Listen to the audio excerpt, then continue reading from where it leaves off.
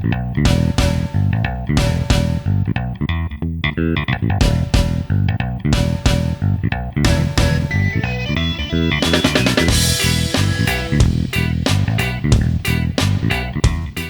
boys and girls, and welcome to the week of the American League Championship Series between the hated New York Yankees and America's darlings, the Cleveland Guardians. It's also week 8 of the college football season, if you're into that sort of thing. I'm crappy. It's possible that I'm experiencing what seems to be annual bout of college football ennui. Is that how you pronounce that? Thanks Ennui. Ennui. Yeah, I was trying to Frenchify it, but it is the French word. Because of Ohio State's loss to Oregon last weekend. Carlos, should I just stick to baseball? Well, like you said, one of us goes through this every year. Yeah. This is the annual I hate college football week. Yeah. And for once it's not me Yeah. yet. I'm not holding my breath. It's gonna happen. I think I'm gonna be sitting in that seat real soon. But yeah, we'll see. To be honest, I haven't really watched any baseball. Okay. I know that's bad of me. I just not into baseball, and I've been having much more fun watching early season hockey. Okay, So that's fair. That's fair. Yeah. What do you mean that's bad of you? Baseball sucks. It's a national sporting event. Like I should at least care. Like I should at least know. I would say postseason baseball does not suck. I would agree with that. Sure. Postseason So we have to baseball play 162 games to get to the part that's not bad. Not arguing that point.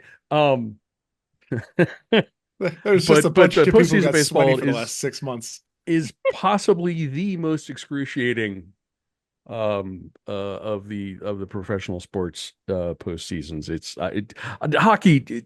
I would need a coin flip between the two, I think. But it's hockey. It's hockey's okay, 3 months. That's fine. Hockey's a 3-month postseason schedule, which it packs the intensity. This packs the intensity into a week or 10 days or whatever, however long it takes to do the 7-game series these days. But anyway, we can talk about college football. That's fine. Okay, let's do that. It's good because there's college football on right now. There is college football on right now. Carla, how is Middle doing? So we're recording this. We started at halftime of the Middle game. It's actually happening in Murfreesboro. I'm not there. Don't tell anybody. But it's 7-2 right now. As AJ mentioned, appropriately, a baseball score. What inning are we in? Yeah, exactly. Bottom two. Bottom two. Yeah, or I was gonna say, or the top 3, or middle of the 5th. Somewhere in there. Yeah. Because if we're doing the full baseball analogy, it'd be the middle of the 5th. It's the third inning stretch is what we're in the middle of actually right now. It's halftime. So. Okay, that's fair.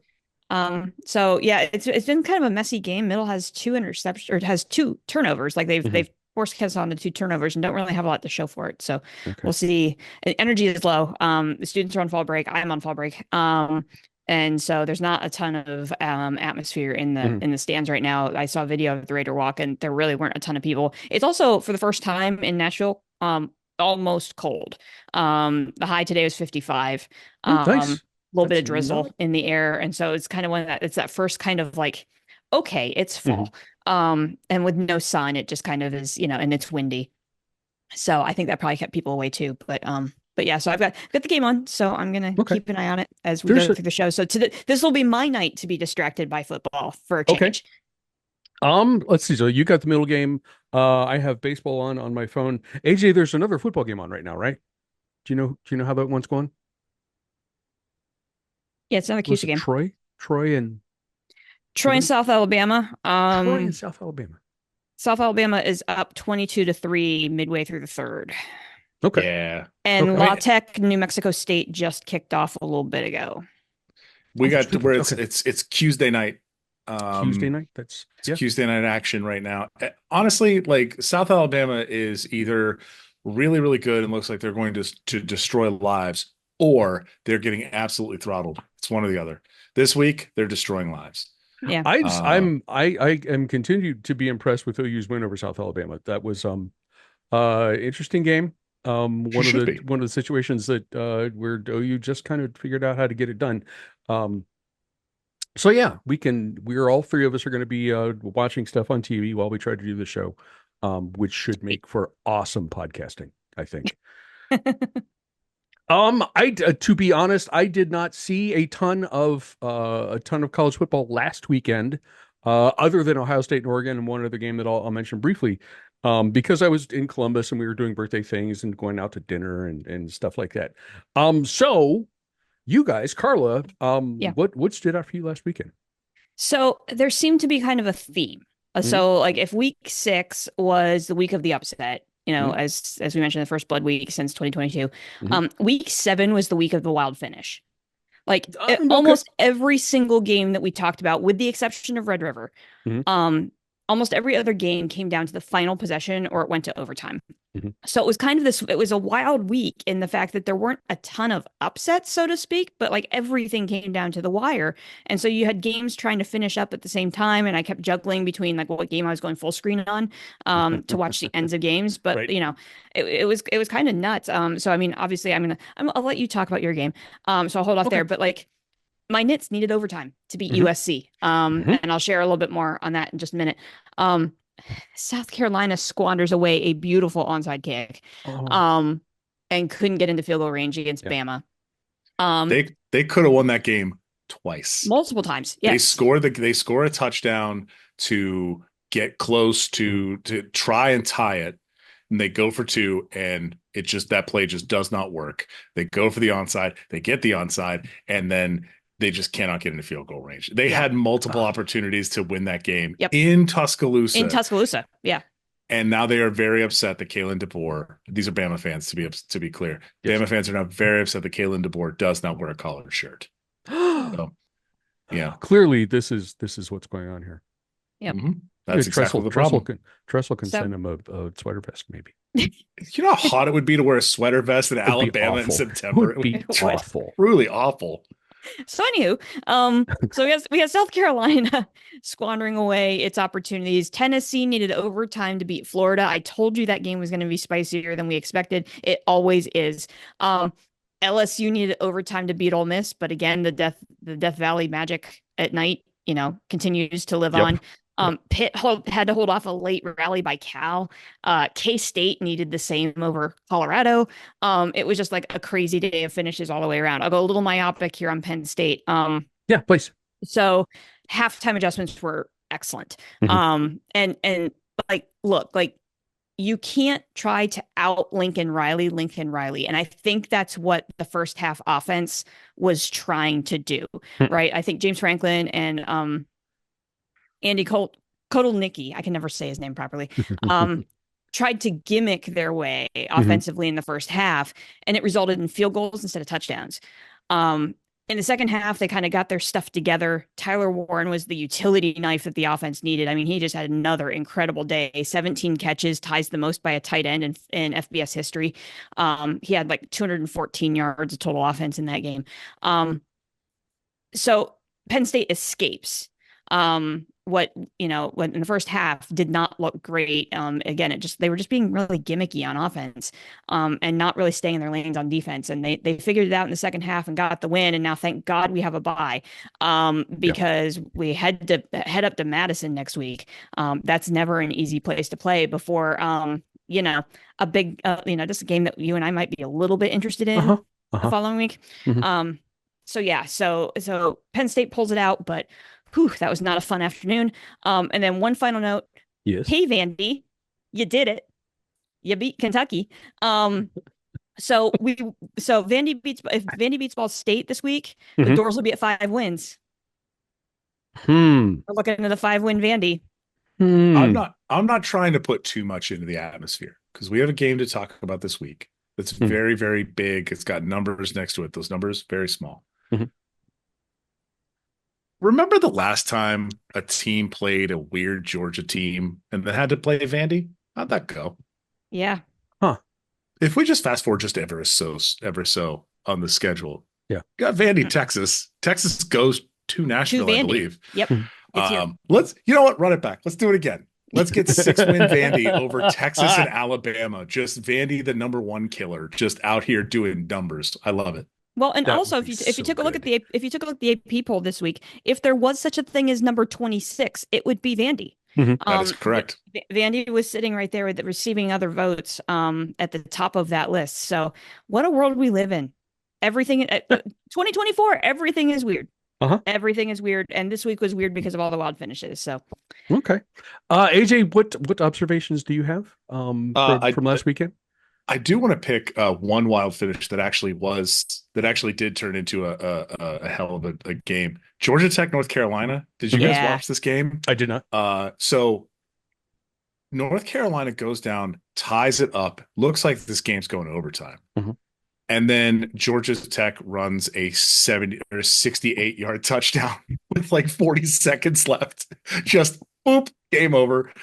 It was amazing. I do feel very bad though for the entire UNC community. They were playing the game for Tyler Kraft, who was a receiver on the team. He was diagnosed with stage 4 cancer in 2022. He went through a ton of chemo. He was going to practice. Obviously, he wasn't a member of the team. He wasn't going to be a member of the team, but he was around the program a whole lot.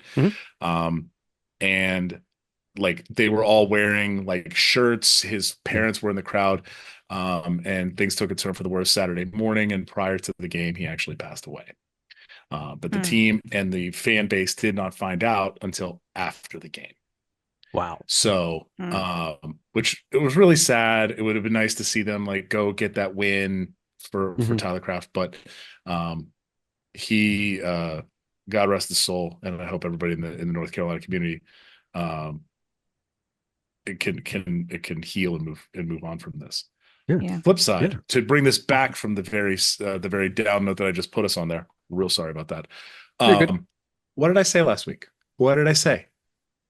I said Hawaii's going to make Ashton Genty's life hard, and they did. 31 carries for 217. Listen, he still got his 2 bills in, but it was a 7-yard average. They held him to half of his average. And if you take out the 55-yard touchdown in the first quarter, they held him to 5 yards a carry on 131 carries for 160 yards. They did the thing. I don't know if anybody else is going to be able to do it, to harness both the power of the islands and a very good actual linebacker core. But Hawaii kept it close. Like honestly, there was pretty close going into the middle of the third quarter, and then they went, "Oh right, we still have him," and they just ran away with it. They mashed Hawaii out. But also Ball State, Kent State. I told you it was going to be good. Yes, you did. And it was a wild finish to the end, and it came down to a 2-point win for Ball State. So go them. It was. I think this is last week was a like wild finish. I think this week we got some name brands. Yes. Crappy, did you see any? Actually, Crappy, did you see any wild finishes to any games? One that might have happened. One, there was a decent finish. I should feel better about this than I do, especially with the expanded playoff field. You know it's not. It's ridiculous stuff would have to happen for Ohio State not to make the postseason. There was some good stuff. I think Will Howard had a good day in spite of taking like 2 steps too many at the last play of the game. I don't put that on him. And the thing that Oregon did with the 12-man thing on the field and the clock running is freaking genius. And it's not, no Ohio State fans, it's not illegal. Although the NCAA apparently is considering a midseason rule change. But that is a legitimate thing to do, and a hell of a thing for a coaching staff to be prepared to do. I am super impressed with what the Ducks staff that they were ready to do that. I don't know how much of that was real. I don't know how much of that was like on purpose versus like it happened, and then Ohio State thought the clock would stop and then it didn't. Yeah. So they were just kind of like milling around, and the clock is just sitting there tick, tick, tick, tick, tick, tick, tick, tick, tick. And no one paid attention to that. So I put that on the Ohio State staff to not notice the clock is running and call a timeout, because they had them. They definitely had they had timeout. Two, I think. At that point they had one. Okay. But I couldn't remember if they had one or two. Yeah. And you know, if stuff works out differently and Howard's able to get down and call a timeout, we've got a relatively easy field goal. Yeah, you had like a to win the game at that 40-yard point. field goal there. Overall, I thought the offense was decent, given that Ohio State lost two starting offensive linemen in the first half. Defense, oh boy. I've been raving all year about Ohio State's putting pressure on opposing quarterbacks. That was non-existent on Saturday. Giving up 155 yards rushing is not terrible.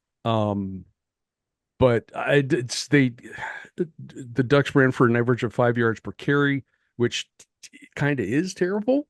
And then I have no idea of what to say about pass coverage, because these guys who are generally very, very good in press coverage got smoked over and over and over.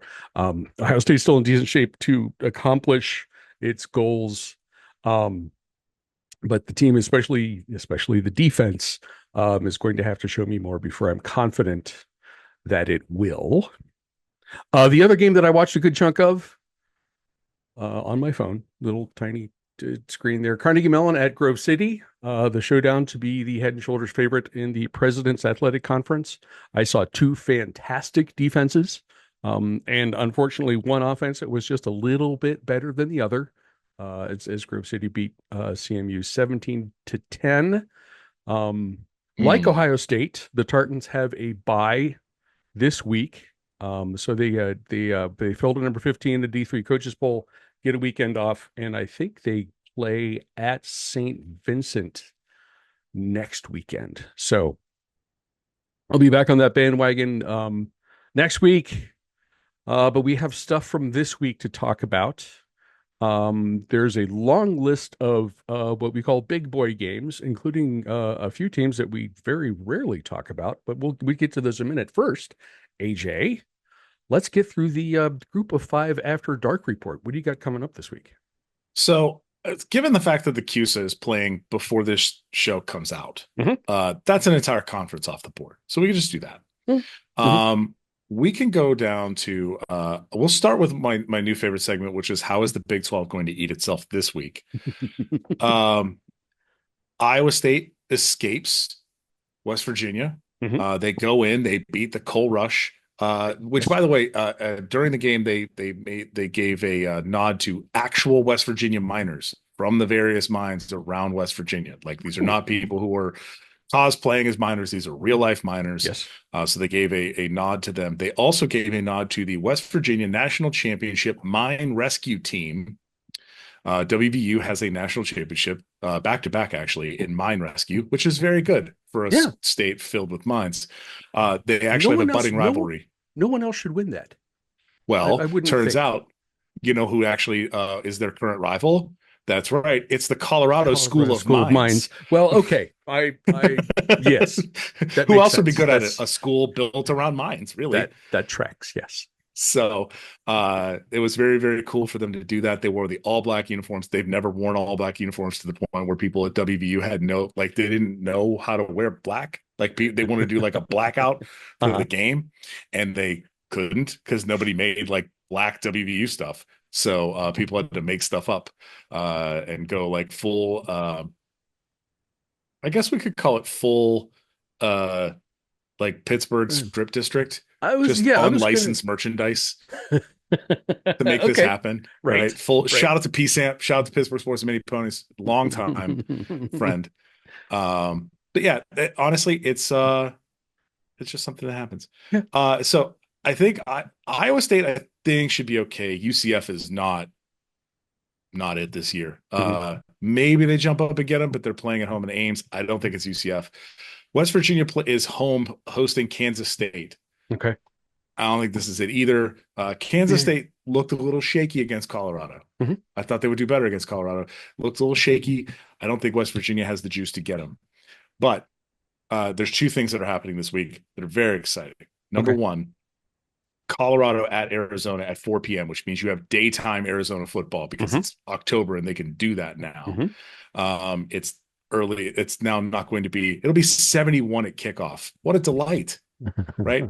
Colorado at Arizona, again, defenses are off. This is a points fest. Let it happen. Okay. Also, 4 p.m. on ESPN2 in Lubbock, Texas. It's Butt Bowl week, y'all. It's Baylor at Texas Tech. Oh. It's Butt Bowl week. Texas Tech favored by 6.5. Fun index is 55.5. Texas Tech leads the Big 12 right now. That's a thing. That's so They're weird. 5-1. They almost lost to Abilene Christian to start the season. Here they are, 5-1, 3-0 in the Big 12. Incredible work, you Red Raiders. Baylor ain't it. Baylor's truly butt this year. So watch the Butt Bowl. Arizona State goes on the road to Cincinnati. Cincinnati's favored by 3.5. Arizona's 5-1. Could be interesting. Okay. So that's this week's Big 12. How is it going to eat itself report? Which which one of those is most likely? What is going to be the dumbest win of that slate? As you look at the Big 12 schedule. Oh, it's going to be Colorado beating Arizona. Okay. 100%. Okay. It's going to be Colorado's going to do like they're just going to score more points. The fun index on that game is 57.5. That feels low to me. Yeah. That feels low. It does. Yeah. Arizona's favored by 3.5. It's mostly because Colorado doesn't have a defense. Oh, Travis Hunter is also hurt. He may or may not play. Saw that. If he's hurt, that significantly reduces the chances of Colorado winning that game, but it would be Colorado beating Arizona. Okay. Yeah, so there's your Big 12 after dark. Carla, Crappy, who you got in Colorado, Arizona? We'll just call that one. Oh, I'm going to say Arizona because of the status. I'm not sure about Travis Hunter. Yeah, let's go Arizona. For the same reason, plus at home, I will say bear down. I like that. Okay. I like that a lot. Update from Murfreesboro. Yes. Middle was driving, went for it on 4th and 2 instead of kicking the field goal, and Kennesaw gets the stop, ball turned over on downs. Still 7-2. Okay. Well, hey, listen, they got out of the inning. We'll see if they can, get some guys on base next time. We're going to turn to the American. We have other American games to talk about, exceedingly American games to talk about later. Yes. But for this 7:30 p.m. ESPNU, I need you to put both of your eyeballs and possibly a full screen on this one. We got North Texas at Memphis. The fun index is a proper and true, good and honest 66.5. Memphis is favored by 10. Both of these teams are 5-1. This is effectively like an early American shakeout game to kind of put two of the top teams into slots. Memphis is 1-1 in the American. North Texas is 2-0 in the American. This is a banger of a game. Put this on your screen. This is going to be a blast. Like Chandler Morris, quarterback for North Texas, currently is creeping up on 2,000 yards already in 6 games. He's got 20 touchdowns, 7 INTs, just slinging it. Yeah, you should watch this game. Crappy, who you got? I'm gonna stick with Memphis at home. But I did the team that has the ball last. This feels like that kind of situation. I love it. Carla, who you got? Give me the mean green. I've got the I'm old enough now that I have I have a friend whose daughter is in the band at North Texas. So what the heck? Yes. Hell yeah. The band in North her Texas name is Ellie. Great. Oh, that's right. We've talked about this. Yeah. And her name is Ellie. So hi, Ellie. You don't listen to the show, but hi. And hi, Joe. You don't listen to the show either, but hi, Joe. Go mean green.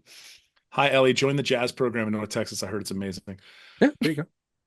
4 p.m. We're jumping to the Sun Belt here. Okay. 4 p.m. on Saturday, ESPN Plus, a FCS classic. We've got JMU at Georgia Southern.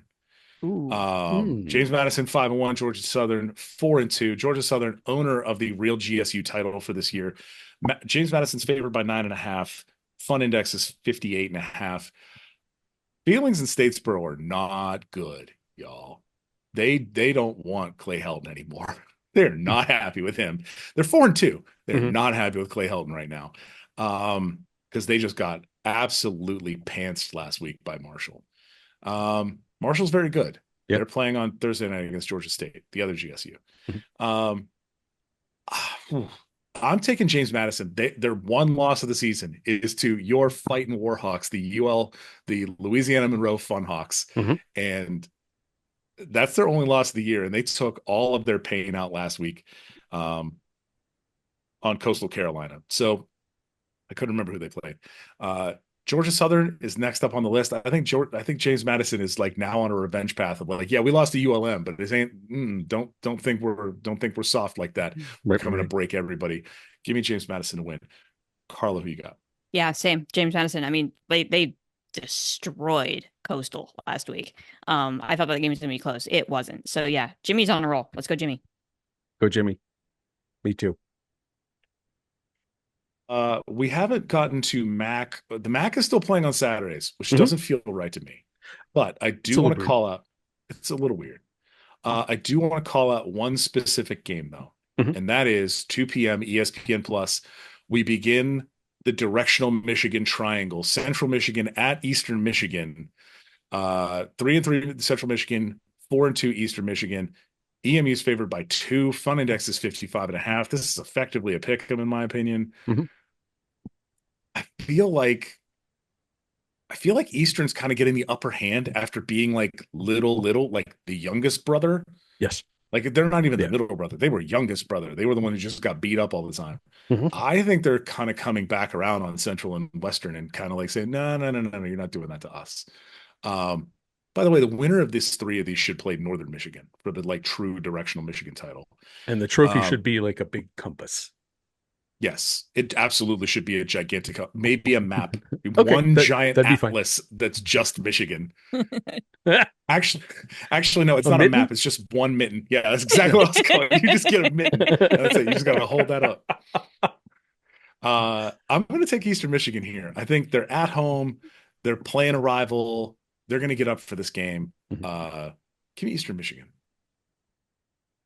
Crappy, you got Central lost at home to my Bobcats last weekend, a game that I did not get a look at, so I can't really talk about how that came about. But Eastern has been solid this year. They did lose to Miami last weekend, and opened the season with a loss at Washington, but nice run of games in between. So I think the Eagles at home is the pick here. I have no clue, so sure, Eastern. There you go.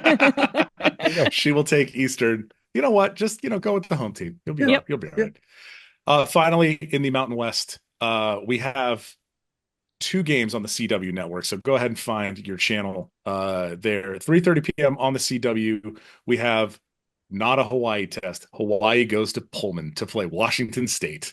Washington State favored by 19. Fun index is 55.5. You know what? All of the Washington State offense goes through John Mateer. And a lot of it comes down to, can you stop him running? Because his throwing ability is fine. It is not something you can necessarily lean on. You know what? Give me my Bows. A full upset watch here. Give me my Bows on the mainland. They're 2-4. They're trying to get back from Boise State. Give me my Bows in a full upset here. Carla, who you got? I got to go Cougs. That's too big of an ask. I think Hawaii can keep it interesting. And I think it'll be interesting through the first half, but no, Cougs are gonna win this one.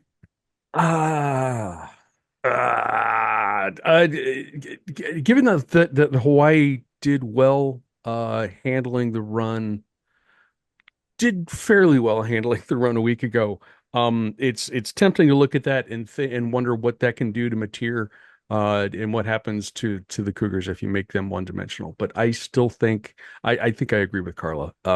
This is the Washington State's going to be too much for the Bows on Saturday. But I'm going to need you both to caffeinate, because at 10 p.m. on the CW, we have a true banger. We have UNLV and their fireworks factory of an offense going to Corvallis to play a 4-2 Oregon State team who just lost to the UNLV's little brother, UNR. UNLV is favored by 7.5 in Corvallis. I just want to say that out loud with my voice. Fun index is 61.5. Ooh, nice. Let's get stupid. Give me UNLV and the running Rebs to go win this one because they are on fire right now. Crappy, who you got? I think I remember how to find the CW from a couple weeks ago, so we're in good shape there. And I think UNLV is the clear pick, even on the road in Corvallis. And I believe the only thing left to do here is to take a quick peek at our late slate because, again, this is the After Dark report, not just the group of 5. The only other game we have, it's actually a late slate. We only have 2 games on after 10 p.m. We have 10:30 p.m. on ESPN. We have TCU at Utah. Utah's favored by 4.5, but Cam Rising is done for the season, y'all. How did that happen? Well, he's brittle. I don't know. Because he's 35 years old. That happens to people of that age. I mean, yes, that's true. I'm gonna just go ahead and take TCU to win here. This is an old WAC game, I believe. Yeah. Mm-hmm. TCU and Utah were in the WAC long time ago. Kids, look it up. Ask your parents about the WAC and what the WAC was. The wacky they'll probably tell you the It drugs was were whack or something. I don't know. But Carla, who do you got? TCU. Gosh. I mean, the Utah offense is not the same without Cam Rising. And I watched part of that Utah game last week, and even with Cam Rising, it didn't look good. And you could tell that Cam was definitely not 100% at all there. So Horny Toads? Sure. Let's do Horny Toads. Crappy.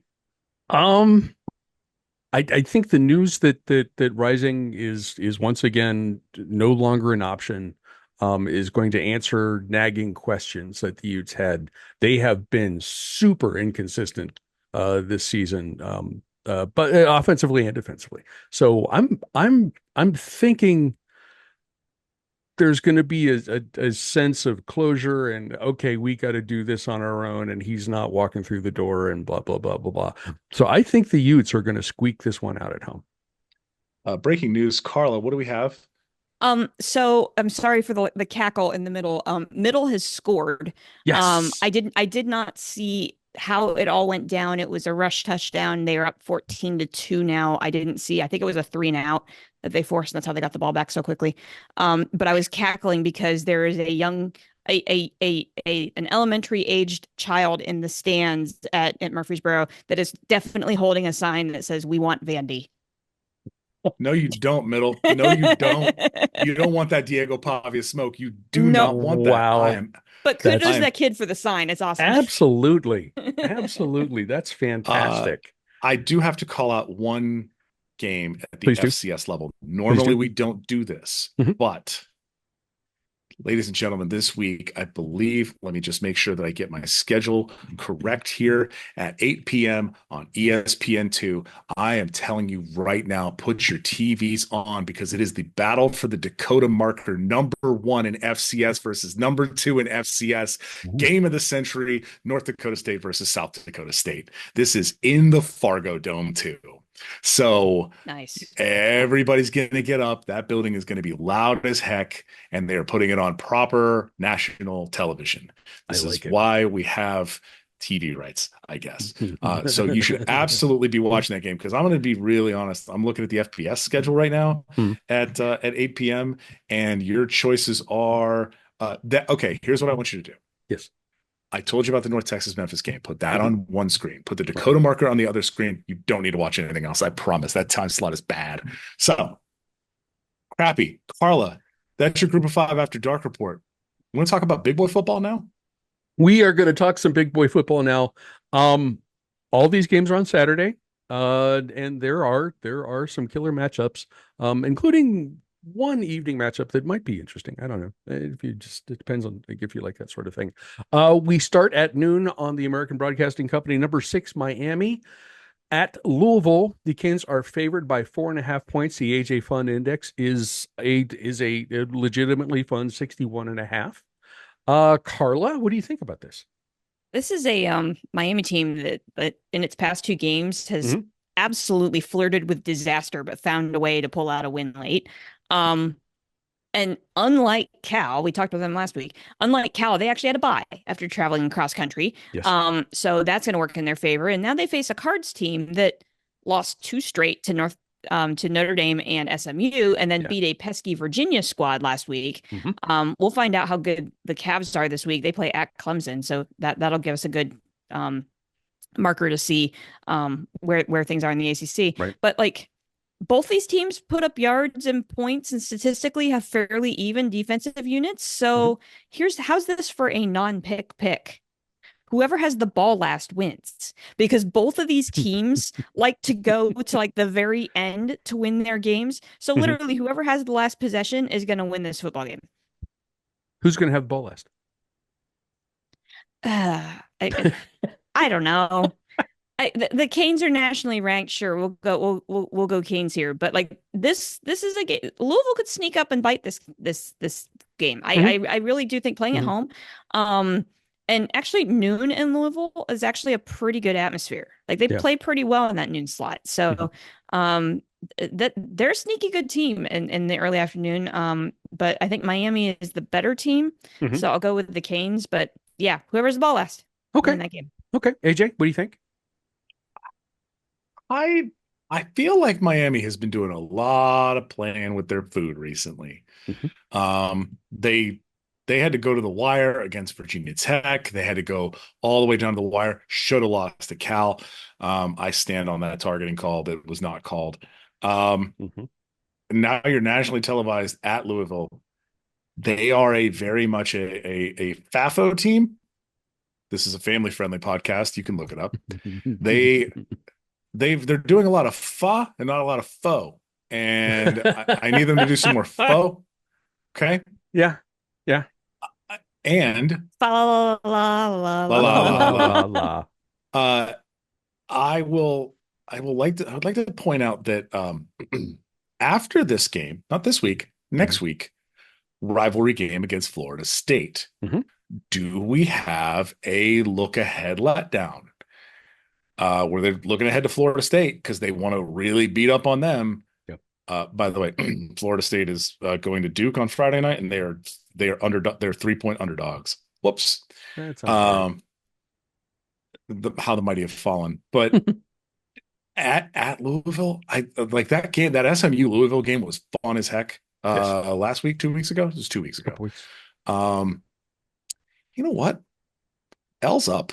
I think Louisville scores an upset here. I think they get up for this game and Miami finally foes. Crap, who you got?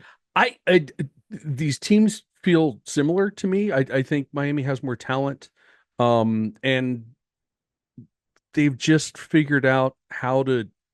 I don't even say that you can figure that they figured out how to win because in a couple of cases they really kind of didn't. The AJ, you mentioned the Cal game. I was watching the game against Virginia Tech, and I'm not sure how that touchdown was overturned. But Louisville, they haven't been. I think Louisville's been not bad. They're 20th in passing yards, 27th in scoring, 31st in scoring defense. So that's all better than middle of the road. They had a couple chances to really make waves on their schedule at Notre Dame. That's a tough one for anyone. SMU at home, that was a winnable game for them, but they couldn't quite get there. I think Louisville is just kind of waiting for an opportunity to make a statement game. And I think this could be it. Miami has been fighting over and over and over, and maybe this is the week that they foe. So I will pick Louisville, and we will move on to Big Nude on Fox. This is the first. Last week it was Pitt making a surprise appearance in the Big Boy Games listing. This week it's Indiana. Nebraska at number 16 IU The Hoosiers are favored by 6.5. The AJ Fun Index is 50.5, which is a solid number for a Big Ten game. AJ, what do you think? I don't know if you're surprised. Indiana's 6-0, y'all. Mm-hmm. And they're putting belt to ass out there. I'm sorry, I said a swear. I'm sorry. You're good. But I'm very interested to see. This is, I think, Indiana's like first, honestly, true test. Their schedule so far has featured such illustrious opponents as Western Illinois, FIU, Charlotte, and Maryland, and they got Maryland outside of September. They are creeping into the more difficult portion of their schedule. They have Nebraska this week. They've got Michigan and Ohio State back-to-back weeks in November. This is where the like rubber really meets the road. They're 6-0 so far. They've got 6 more opportunities to get to 9 wins. Okay. We are aiming for 9-win Indiana. I think this is another one in the belt. Nebraska is good. Dylan Raiola is still a freshman quarterback. He will do freshman quarterback things from time to time. Real quick question. Who's the quarterback in Indiana right now?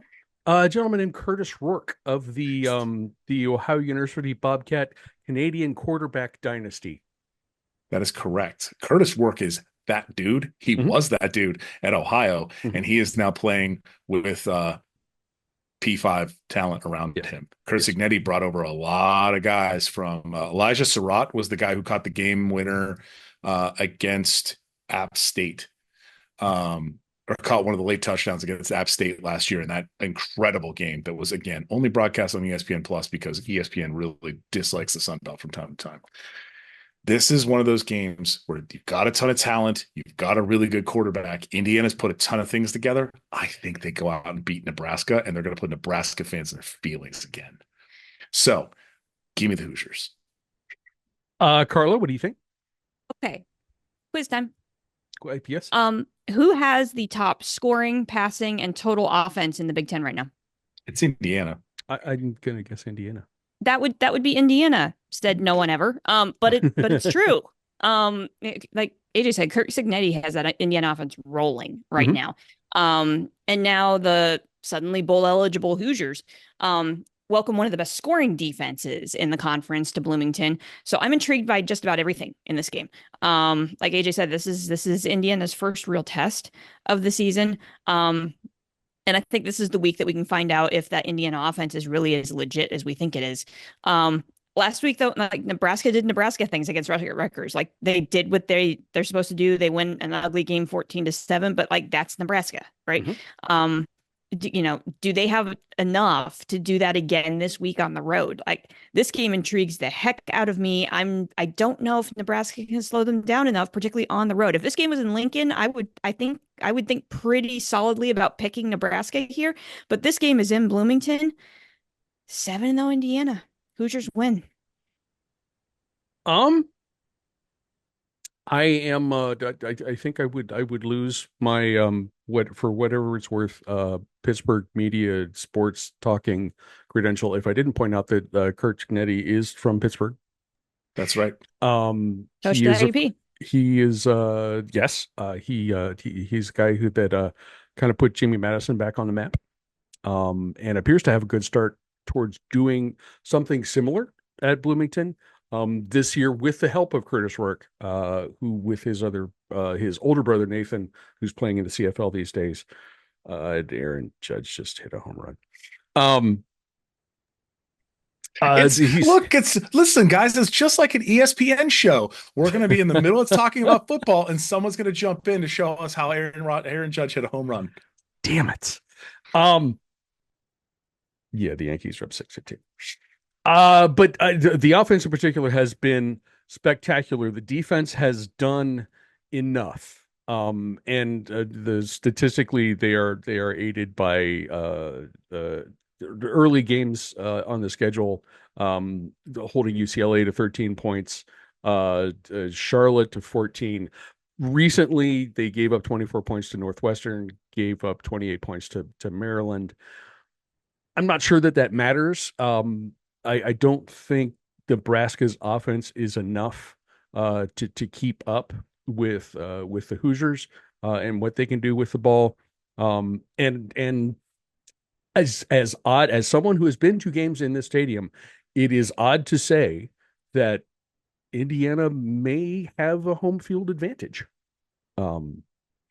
As they go through this season, they've been selling out games, and it's not just visitors coming from Columbus or wherever.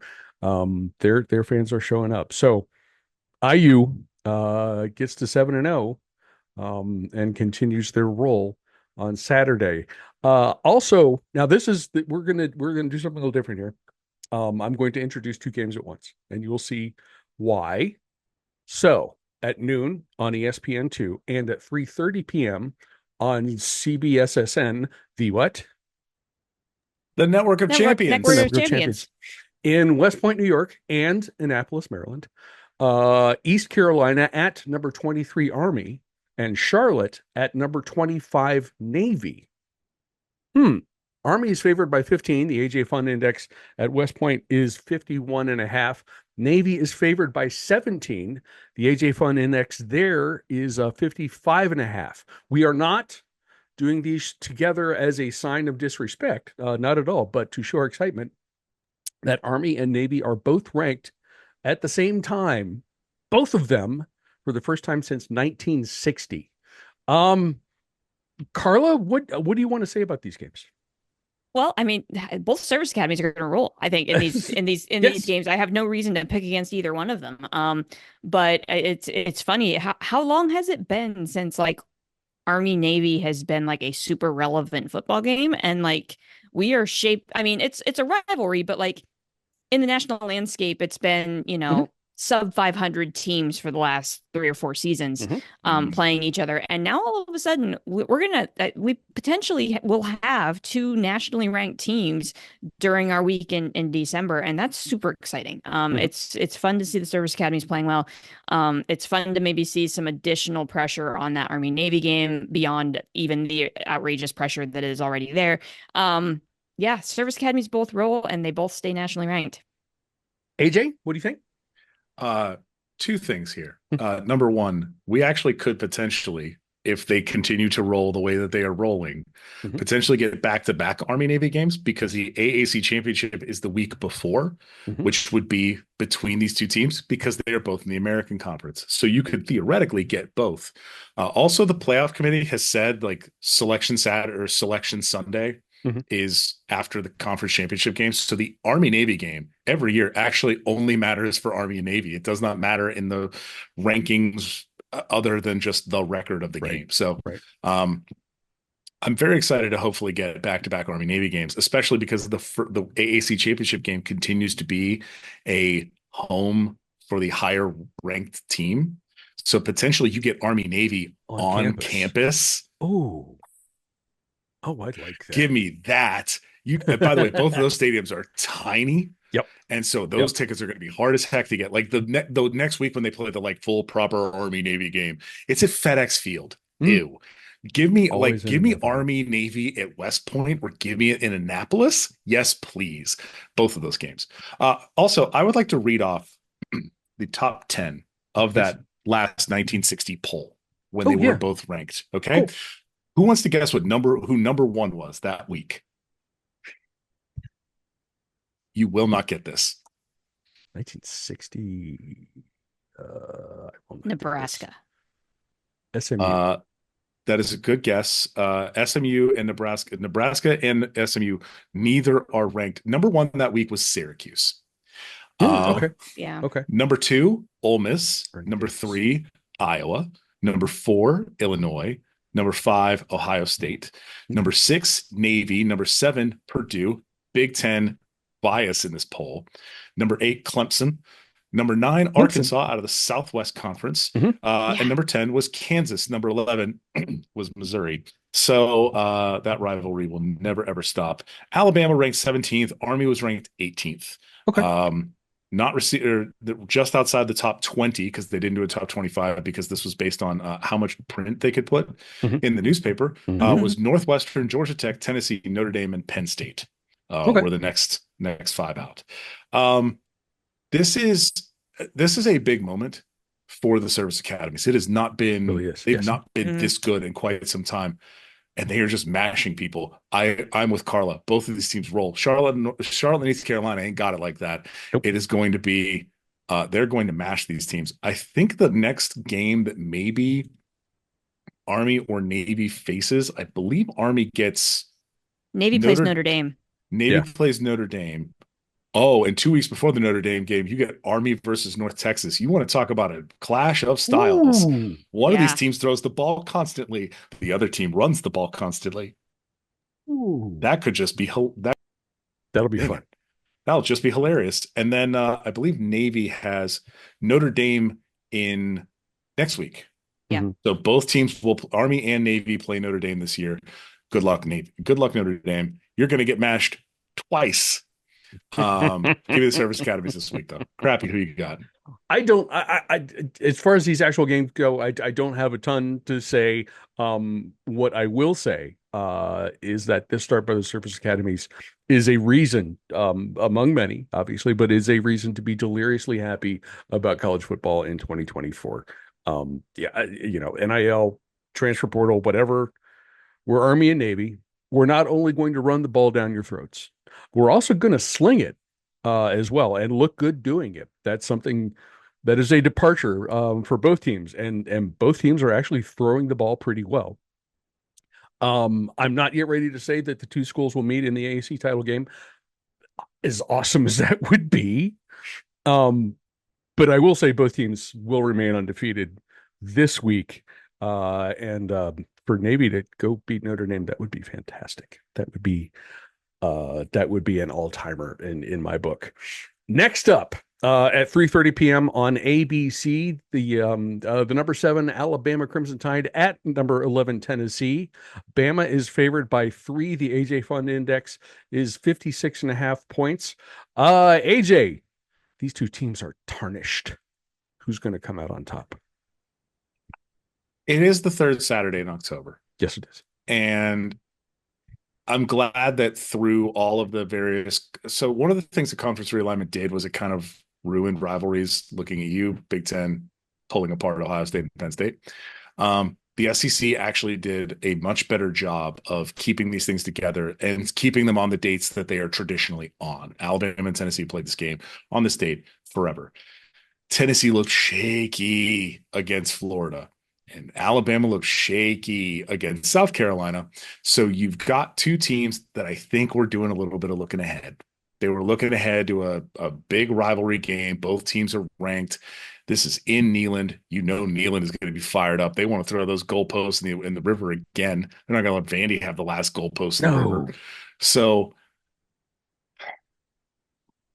I wonder this. I think this comes down to a super veteran quarterback in Jalen Milroe for Alabama making less mistakes than Nico will make against Alabama. And I think that's really the difference here. I'm taking the Tide. I think they're just going to make less mistakes. Okay. Carla, what do you think? Yeah, these teams are mirror images of each other right now.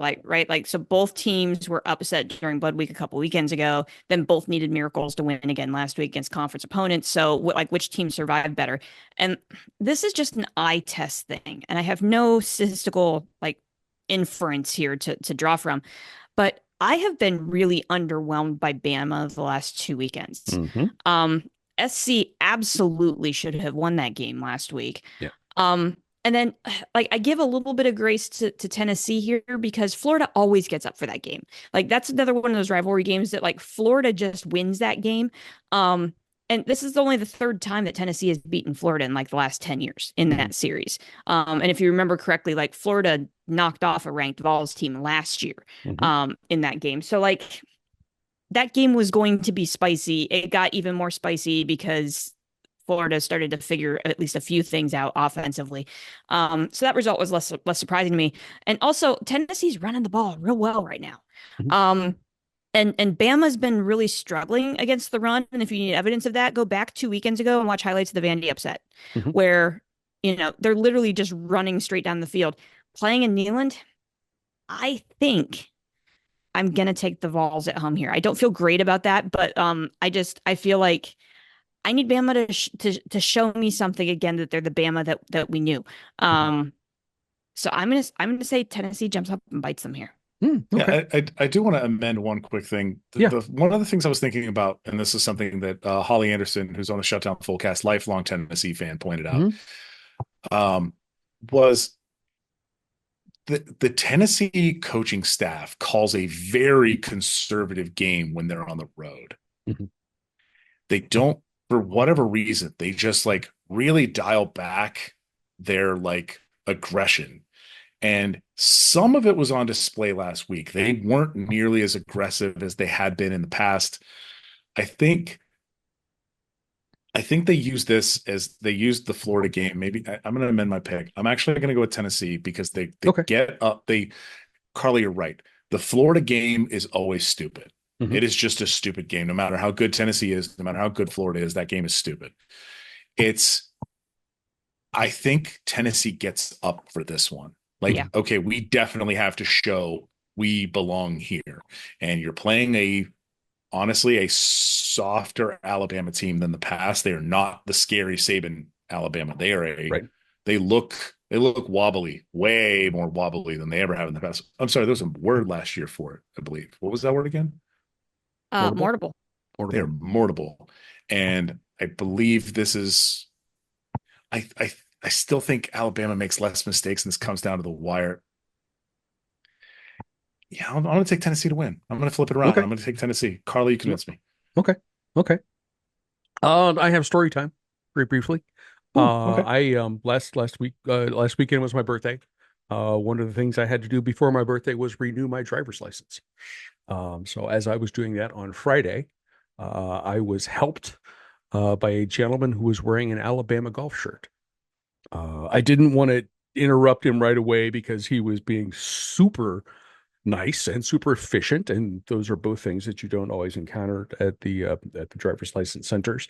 So I want to let him work. But eventually, there was sort of a lull, and he was waiting for something to print, and I asked him about it, and we agreed that, man, we would not want to be the South Carolina Gamecocks, because the Tide is certainly going to come back from that Vandy loss and just destroy whatever is in their path. As we know, as we learned last weekend, this ain't Nick Saban's Alabama. Tennessee's offense has been inconsistent recently. Some of that is due to mistakes from Nico, who while it has huge upside, he's showing that he is still a very, very young quarterback.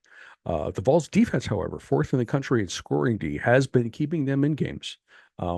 They will slow down Alabama enough for Nico and his supporting run offense.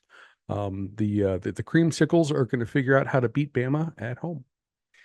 At 3:30 p.m. on CBS, we have thank you. We have number 24 Michigan at number 22 Illinois.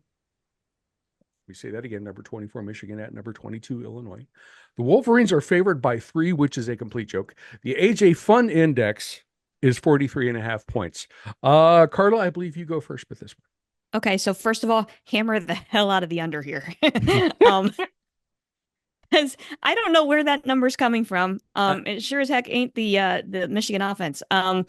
This is one of those games where I think Burt can smell blood in the water. Yes. Right? Yeah. Like, Michigan just doesn't have an offense this year. They're 102nd in scoring offense and 119 in total offense in the country. Meanwhile, Burt's got his team in the top 5 in the Big Ten in scoring offense. Right. So, like, the challenge here, though, is that Illinois is inconsistent on defense. They gave up 49 last week to that offensive juggernaut in Purdue. Not again, said nobody ever, right? But it's games like this where Burt does Burt things. Yes. He loves these games. He's playing at home. Give me the Illini here in a really, really, really ugly Big Ten-esque kind of game, like a 21-14 kind of day. Okay. But Burt is going to win this game at home, and it's going to be ugly. Okay. AJ, what do you think? This has massive 9-6 This is going to be. It's going to be, what is the temperature going to be at kickoff? What does it say the temperature going to be at kickoff? It's going to be 69 degrees and sunny. Oh, this isn't even Big Ten football weather yet. This is stupid. This Michigan at Illinois should be played on a 47-degree day. And this game ends 9-6 in like on November 2nd or whatever. Right. But no, we're playing this in the middle of October, so it's still kind of warm. Boo. Yeah, this game's going to be gross. Give me Illinois to win. I think Illinois, Luke Altmaier is actually a very good quarterback. Yes. He's got 1,400 yards. He's thrown 14 TDs and 1 pick. Okay. Mm-hmm. He's very capable. Illinois is very capable of going out and scoring points. If they can just go out and score points, Michigan does not have the offense to keep up with that in any way, shape, or form. Give me Illinois to win.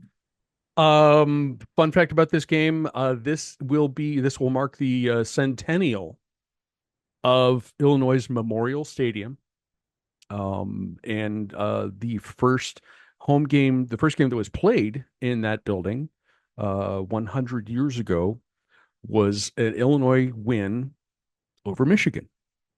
So just something to keep in mind. Here's a fun headline from The Athletic today. Michigan turns to veteran Jack Tuttle as search for offensive competence continues. I don't really have anything else to say about Michigan. Where was Jack Tuttle the quarterback? I think they mean veteran and that he's been with the program for a long time. Because he hasn't played. So, Illinois, on the other hand, really clicking right now, at least on offense. The game against Purdue, I did see a replay of that when I was working at home on Monday, and that was nuts. Maybe not the best defensive display by the Illini, but particularly in the fourth quarter. But they combined for a insane display of scoring, at least by Big Ten standards. Altmaier, as you said, playing well. He has a roster of good targets. They are not a great running team, but they do that well enough to be able to invoke the complementary football cliche. And they've figured out how to win, which is an invaluable tool as the season goes on. The Illini will do that again on Sunday and send Michigan home with a loss. At 7 p.m., number 8 LSU at Pig Suey. LSU is favored by 2.5 points. The AJ Fun Index is 55.5. There's a trophy for this, right? It's like a boot with the big golden boot. The golden boot. Okay, yeah. So AJ, what do you think about this one? Oh, a number 8 team going into Fayetteville. Mm-hmm. They beat Tennessee.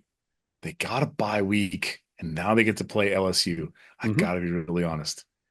LSU is shaky. The only reason they beat Ole Miss is because Death Valley at night. They will not be in Death Valley. They will be in Fayetteville. Honestly, I can see Arkansas grinding this one down. Just really trying to turn this one into sausage. Pardon the pun there. But I think there's a LSU is we've been on Brian Kelly fraud watch for quite some time now. Yes, we have. I think it's time to find out. Go ahead and give me the Hogs. They're going to call them again. They're going to do it again. Pig Suey. Carla, what do you think? So it's funny because have you I think I sent you all the TikTok of somebody changing the words to Rocky Top. Yes. With Arkansas. Yes. So now every time it's impossible to drive around this place without hearing Rocky Top at least twice a day. And so now every time I just keep hearing good old Arkansas, which is fun. Good old Arkansas. Woo! Sorry. That was good. That was really good. The setup for this game is the same every year. Yeah. LSU comes in nationally ranked. Arkansas gives them a run for their money and loses. It's been this way 7 out of the last 8 years. I went back and looked at the series, and it's literally been the exact same setup. LSU is somewhere in the top 15. Arkansas is not ranked. Here we go again, right? LSU nationally ranked, having knocked off Ole Miss last weekend. Arkansas already has a major national upset under its belt, and Tennessee was ranked right around number 8 when they knocked them off. So, and again, like AJ said, coming off of a bye, does Whooping have it in them to do it again? My gut says yes, but history says no. History says no. Okay. History says that this is a game. This is another one of those, like, this is a game, it's the Bedlam situation all over again here. I'm gonna take LSU for that reason and that reason alone, because they just don't lose this game. So Okay. Tigers on the road. Okay.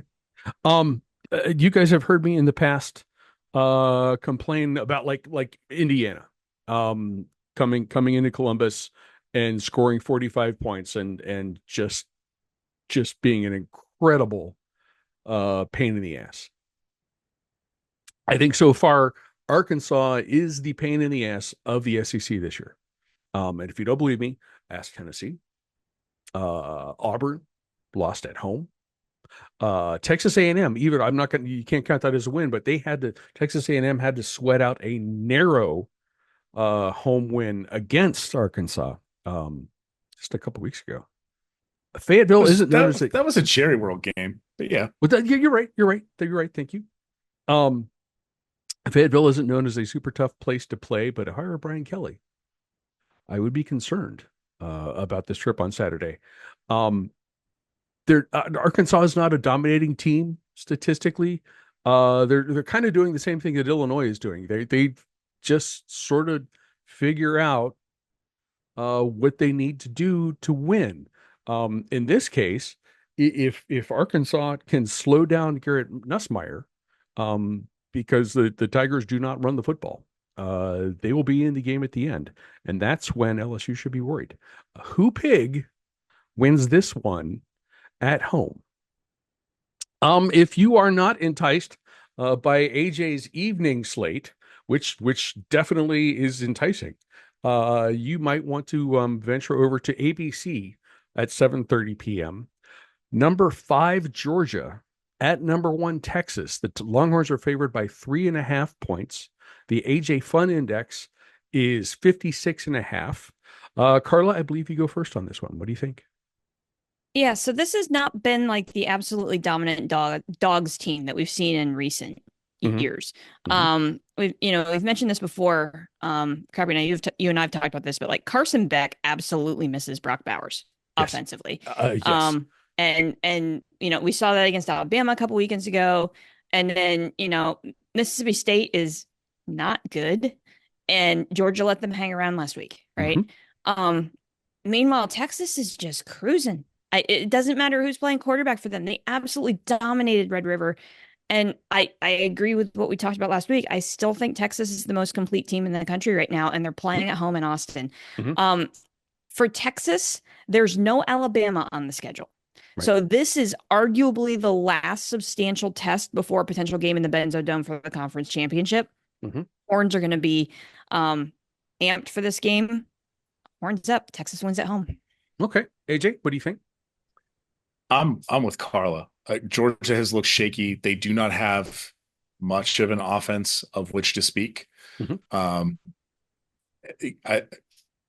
nothing that I see from. I think Texas has the defense to slow them down, whatever it is that they're bringing to the table, and they have the offensive firepower to just truly wipe whatever's on the field. Sark is going to be dialing things up for this game in particular because it is a number 5 Georgia team. They don't have the dudes that they used to. Right. When you're a Cruton school like Georgia is, and you rely on getting just waves upon waves of talent, and you stop hitting on those guys, like Georgia has not exactly been able to hit on all of the guys that they used to hit on. And that has churned some things with them. They're good. Don't get me wrong. They're the number 5 team in the country, and I think they absolutely deserve to be. But Texas at number 1 is a distinct different state. And just like Carla said, once they get past Georgia, they get the bottom end of the SEC until Thanksgiving weekend, where we bring back a rivalry that's definitely not a rivalry, and they definitely didn't miss each other in Texas A&M. And by the way, I believe that game, if I just saw it and I was just trying to get back to it very quickly, is at College Station. So imagine number one correct. Texas rolls into College Station to play a kind of rough and tumble Texas A&M team. That's going to be super fun. Look forward to rivalry weekend that week. Absolutely. I think Texas rolls here. Mhm. I think Texas really puts a stamp on it and says, we're number one, come get it. And Georgia is going to be left with 2 losses on their schedule now. They're going to have a loss to Alabama, a loss to Texas, where they become that sort of like second tier in the conference. They're not up there anymore. So I think that's super interesting, and that potentially knocks them out of the SEC championship game, unless everybody else kind of falls off and they're the only number 2. Like Bama gets a second loss, or gets a third loss somewhere along the line. This is where we are now in the schedule and kind of looking ahead to conference championship time.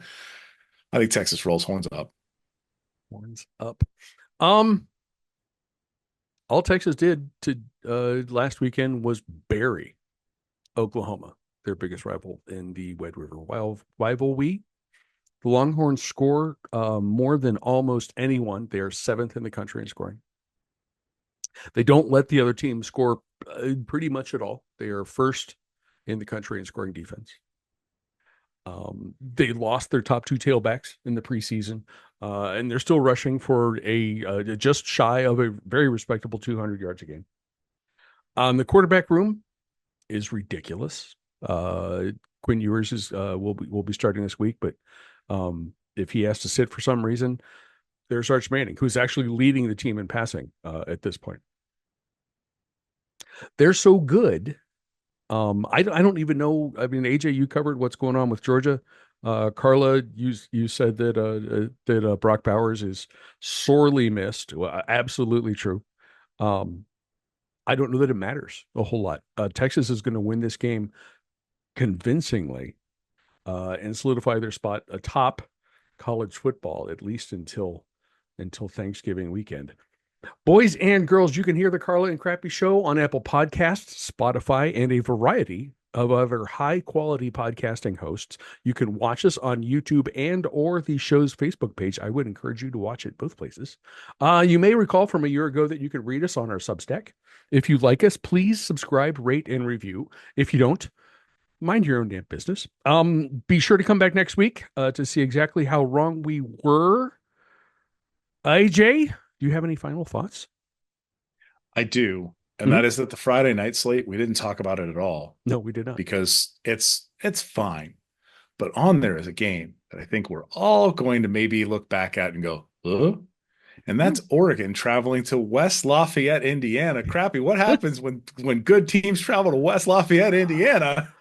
Dan Lanning has no idea what he's in for. It's a trap. It's a trap. Trap game activate. I've seen it in person, boys and girls. It's not pretty. It's a trap game on a Friday night. Whoops-a-doodle. Oregon, what are you favored by a lot? You sure are. You're favored by 27.5. Uh-oh. Uh-oh. I'm just saying. We're just throwing that out there. Yeah. Carla, final thoughts from you? So an update, Middle just missed a 50-yard field goal, so the score remains 14-5. In the fourth quarter. Okay. I didn't see exactly how much eighth time inning was left. Eighth inning. Inning, yes. Okay, good. So a couple quick things here. We already kind of mentioned this, but number 12 Notre Dame at Georgia Tech. That game's at 3:30 on ESPN. That's a total trap game for the Irish because they host Navy next week. So that is absolutely a trap game. Pay attention to that game. Scoreboard, watch that game. That game could get real spicy. And then just for funsies, this one caught my attention. If we're talking about how does the Big 12 eat itself this week? How does the SEC eat itself this week? South Carolina at Oklahoma. That game's at 12:45 on the SEC network. That game's real intriguing because you got a South Carolina team that's kind of good and has been in games that it shouldn't. And Oklahoma is kind of not. Can the Cox get a win in Norman? Maybe. They could. I think so. we'll see. So yeah, keep your eyeballs on that one too. But yeah, it's kind of weird because CUSA's done, so I don't have anything to watch this weekend in that regard. So, and Penn State's off. So enjoy all the silliness. It's gonna be a fun week. We always encourage you guys to enjoy the silliness. I don't have CMU. I don't have Ohio State.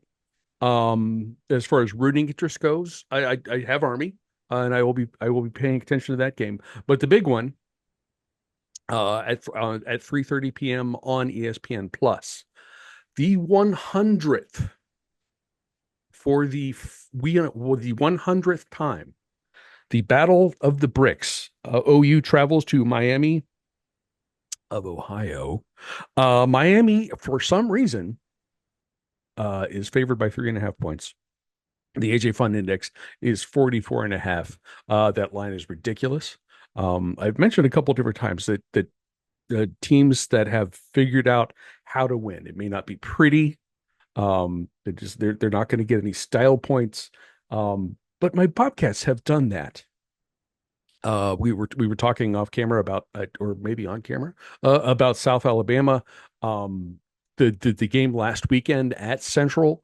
They are 2-0 in the conference.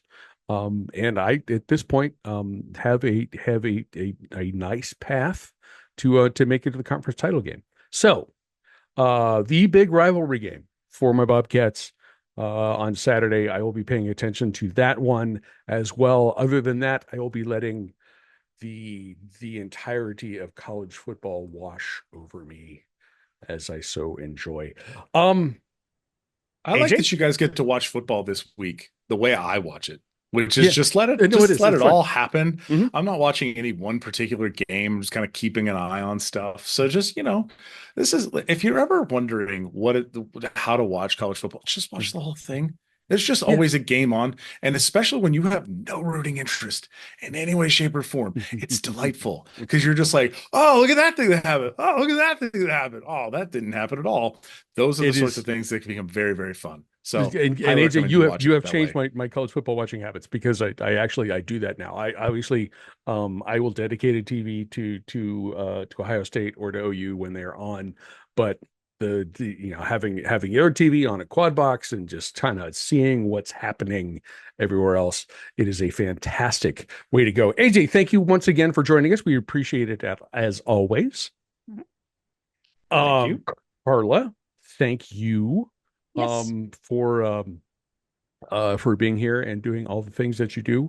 Boys and girls, thank you for watching, for listening, for reading, for doing all of the things. We hope you enjoy your college football weekend. We hope your team does well, unless you live in Ann Arbor. And if you live in Ann Arbor, I don't think you're going to have a fun weekend anyway. And that's it, guys. Have a great weekend, and we'll see you back here next week. Cheers, everybody.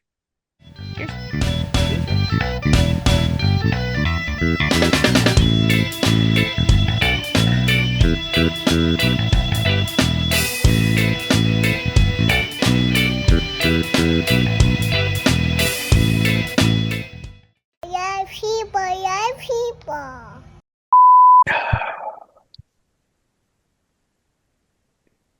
Yankees. Leave it in. Leave it in. I may. That's I the may. tag. I That's may. the tag.